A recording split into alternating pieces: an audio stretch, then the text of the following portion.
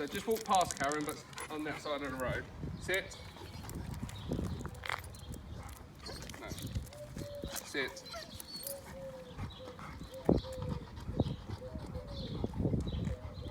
Loose lead, but relax. Sit. Sit.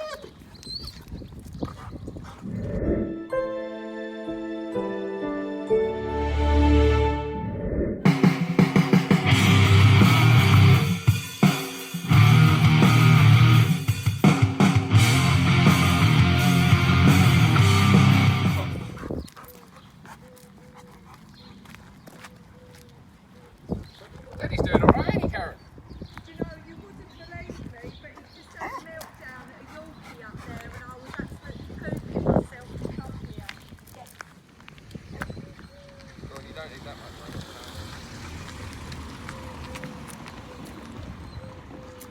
All that fun. Let's go. So Karen, what I'm going to get you to do is you just follow me. Yeah, we're going to walk down here. No. Just stop there a second. Sit. No. I want that focus to brake. Sit. Hey. Sit. Good boy. Sit. Just waiting for a little bit of acknowledgement.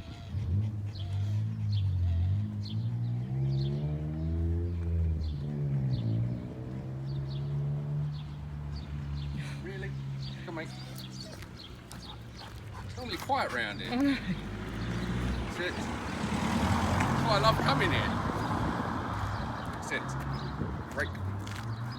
So, sit. Come follow me, Karen.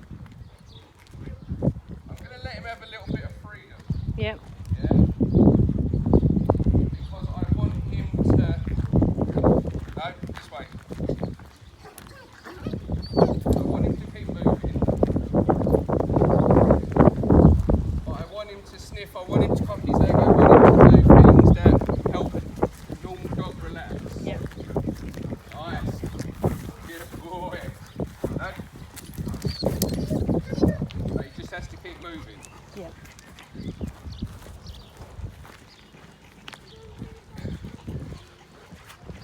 Good boy.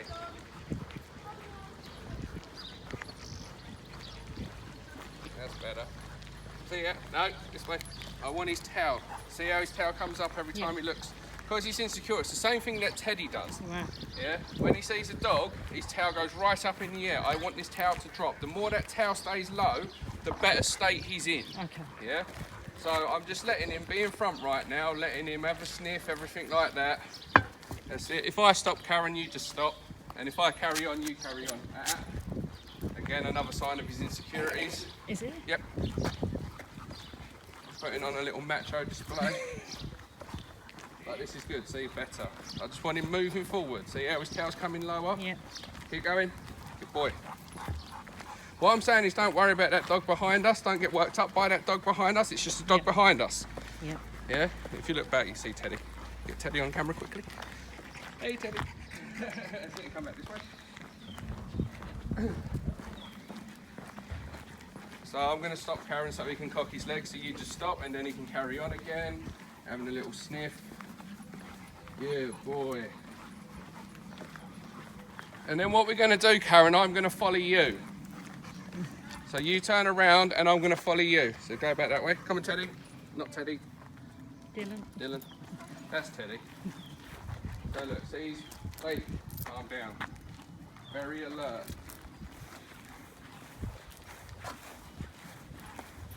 And now you'll see a similar approach from Teddy. So Teddy's tail will start to come up a little bit.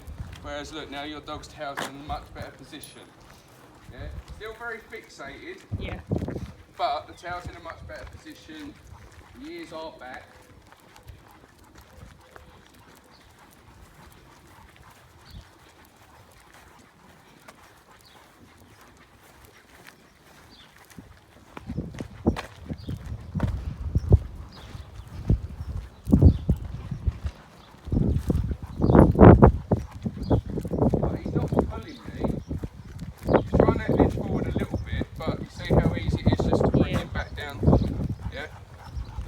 fingers.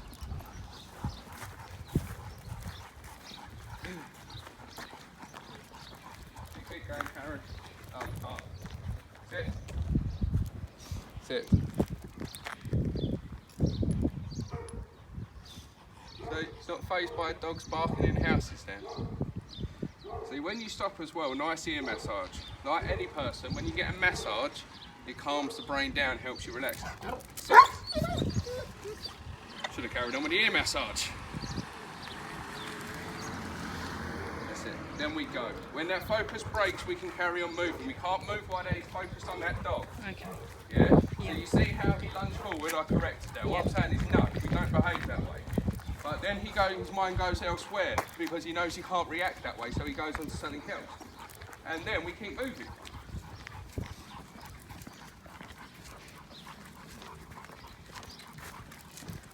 And this is a double challenge because Teddy himself is insecure. Yeah. So if you put two insecure dogs together, it's what I call mirror syndrome. They don't like the reflection staring back at them. Whereas often you can put an insecure dog around a confident dog and the dog will behave completely different.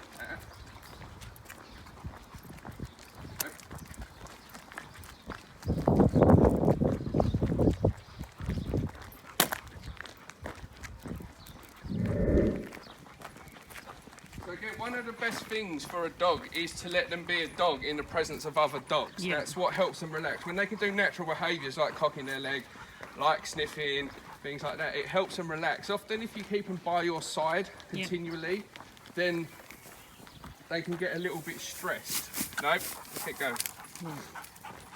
So now we've got two dogs. So we've got Teddy and Sammy. And don't let Sammy take the piss. If you tell her to heel, she will. Right, stop. Everyone stop. And we'll stop the recording for a second. Cocking his leg. Karen and that's behind us.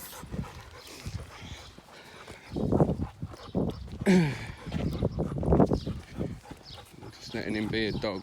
So just because he's in front, he's still not allowed to pull on the lead. Yeah? So the lead's still relaxed. If he starts pulling, all I do is flick back a little bit. Yeah? Just to say, look, I don't mind you having this freedom. What I would do though, for instance, if a dog did come around the corner, this way, hey, good boy. Information, keep him moving. But if a dog come around the corner, I'd call him straight back to me and ask him to heel. Yeah, have him by my side, so I've got more control. But when poo's everywhere. No.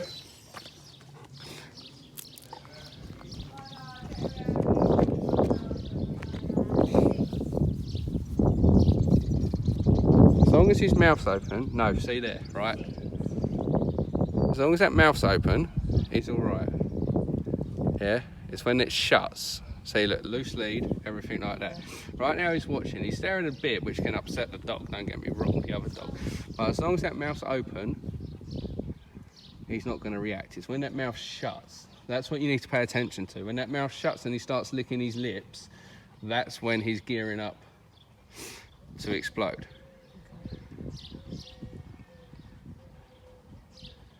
And that's when he needs communication. Not, oh, good boy, none of this. He needs, say, look, ready? Just look in. When I say stop, you stop. Stop. Come here, now. Yeah? Because it was subtle, it was mild. This way. And then carry on. It was mild, but his mouth shut. And the second that his mouth shut, boom, straight away, no. Yeah? Want to take that a sec? Nice. Right. See there? Mouth open. So right now he's just watching. Contrary to belief, a panty dog's actually quite a good dog, yeah?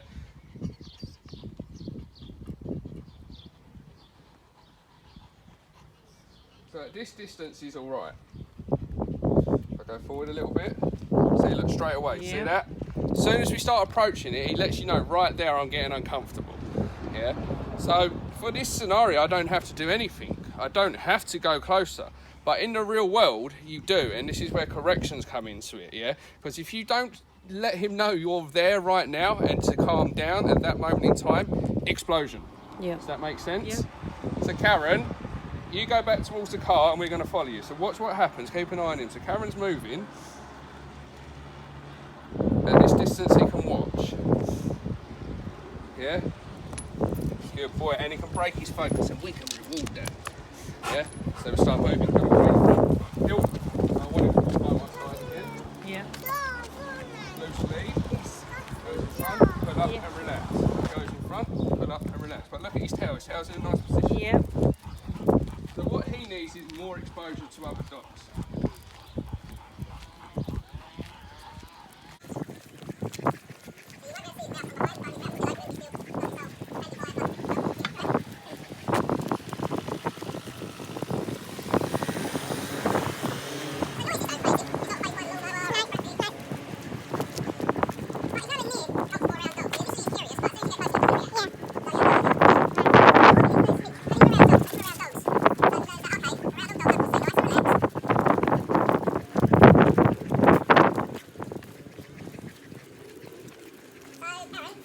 Tammy back, please. His mouth shut and he's going into that stalking mode. Yeah. So we stop. Do not progress when he's in stalking mode. You either have to snap him out of it, or if you can, stop. If you can stop, just stop. Wait until he comes back into a better state, mouth open, give him a little bit of a fuss. But the second that mouth shuts and that chest comes out and he goes forward, you have to stop. Yeah. Yeah? And if, like I said, if you can't stop, that's when you have to give him a pop on the lead to snap him out of it. Yeah? Because often once you give a dog a decent tug on the lead, and then they look at you and they go back to panting it, a split second is all it takes to break a dog's focus. But it's often that split second we miss, dog explodes. Okay. Yeah? So, like I said, from this distance he's fine, but you're not always going to be able to stay at this distance. This is where purely positive training fails. Yeah? And this is why they give bullshit advice like don't walk the dog or walk the dog when there's no dogs around, which is impossible. Yeah? He's alert. You see the wrinkles in his head, but if I put his ears back, see how he instantly changes his perception. This is another little trick you can do. Ask him to sit. Sit. Yeah, and see these ears. If I do this, changes his whole way of being. Nice massage, keep him in that nice calm state. Yeah, so his ears stay back. If his ears are back, he's in a very relaxed state. Yeah? Pan in, pan in, pan in. Stop there. And see how he stays. And now he's able to look around. Yeah? He's also very aware of where Teddy is, but again, ears back. Yeah? Just helps him stay nice and relaxed. What I'm saying is just relax. Just relax. Yeah? Body language is everything to a dog, and you can manipulate body language many times to change the way a dog feels. Yeah? See? And once his ears are back, he's able to look around. He's not as, where is that dog? Where is that dog? So ears back. When they come up, ears back. Nice massage, massage, massage that brain of yours.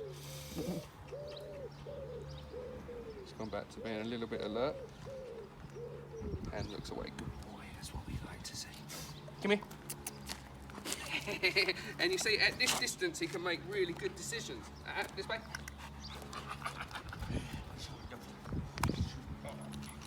This isn't a dog that has reactivity issues to people. So whatever happened with that postman that day with your dog walker, fuck knows. But there's no reason why this dog should be going around being muzzled.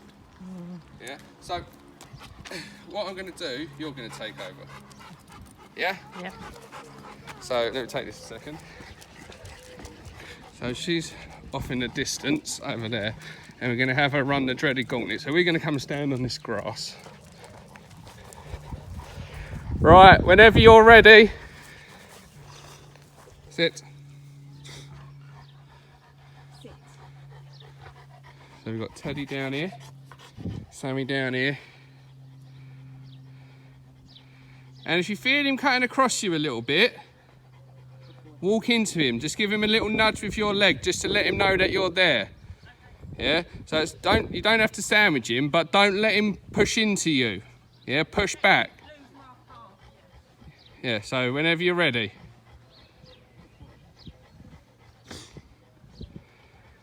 So he's looking. It's hard to see because he's a Rottweiler. So I'll walk you through it. He's looking, but his mouth's open. He's in a relaxed state, but his tail's up. So he's a bit intense. Right, communicate with him now. See that his mouth's shut, and then, right, and then walk forward. Yeah? because his mouth shut, that communication was perfect. Now, and then move forward again. And when you get to the end of the road and it's safe to do so, you're going to make a huge fuss of him. Yeah? Those little moments, twice he shut his mouth, twice he was fixated, twice he was going to make a fuss, yeah? Sorry, not a fuss, twice he was going to kick off. That was perfect, yeah? We're setting up scenarios, so we're practicing scenarios where you can stop and help him out, where you don't have to move forward, but sometimes you have no choice. Sometimes you're going to have to keep moving forward because it's the real world we live in. We're not in a classroom, yeah? We're not walking at midnight when there's no dogs around, and we're not taking him for a walk, yeah? Unfortunately, in the real world, you have to deal with people coming out of nowhere. So we're teaching you what to do when you haven't got a choice, but to keep moving, and we're showing you what to do to help him when you have got space, yeah? That was perfect.